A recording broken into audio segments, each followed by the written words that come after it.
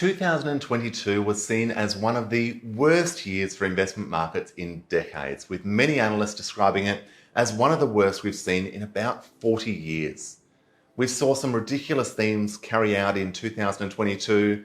We saw lockdowns in Chinese supermarkets. We saw the price of lettuce get so ridiculous that KFC tried to swap it out with cabbage. We've seen the rental market go ballistic in Singapore, and we've seen the collapse and huge layoffs, particularly in the tech sector, in many countries around the world. Now, what is going to happen in 2023? Where should we be investing? And what are the major themes that we're watching when we're looking to deploy capital in this new year? Let's have a look.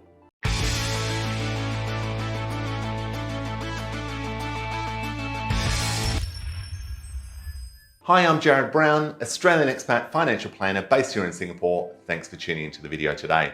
In this video, I'm going to share with you 3 themes that I'm watching when we're looking at deploying capital for our clients and our personal investments in this new year. So let's have a look at the first.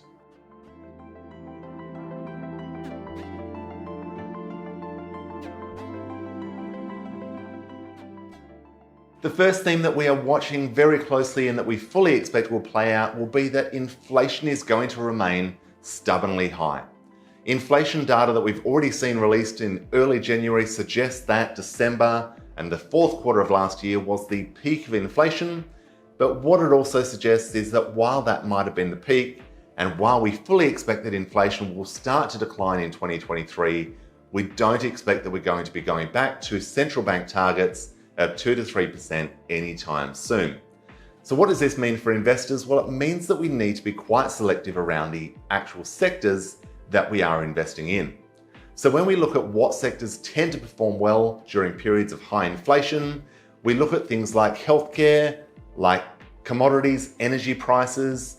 We look at consumer defensive stocks because they tend not to be the things that consumers will stop spending money on when they are the essentials.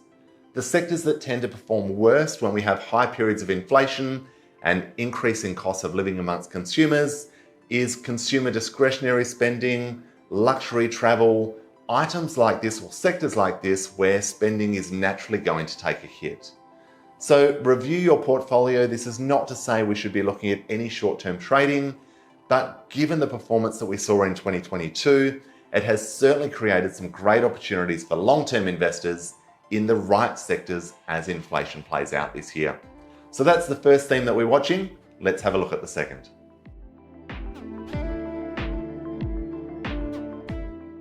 The second theme that we are very closely watching is the resurgence of the Chinese consumer. Naturally, we saw very late in the year the Chinese government announcing the reopening, the relaxation of COVID-19 restrictions in China.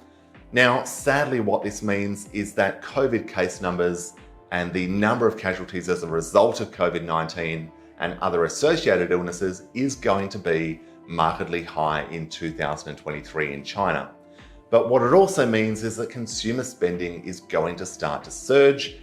All of that pent-up demand that we've seen since the beginning of COVID, but particularly in 2022 in China, is going to start to be allocated to be deployed right throughout the region.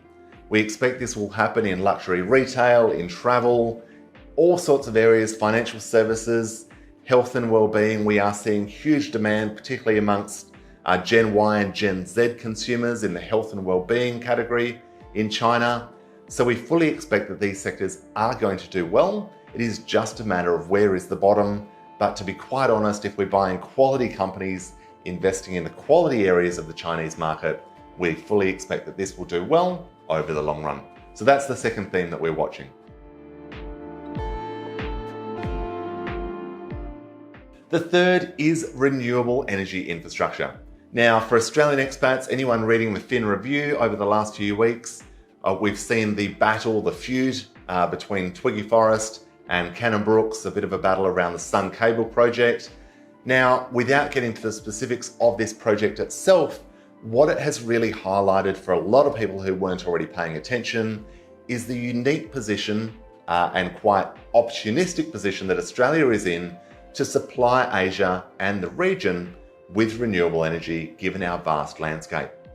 Now, this particular project is obviously solar based. It would be a good example of what Australia is capable of achieving and delivering once it is actually delivered and fully operational.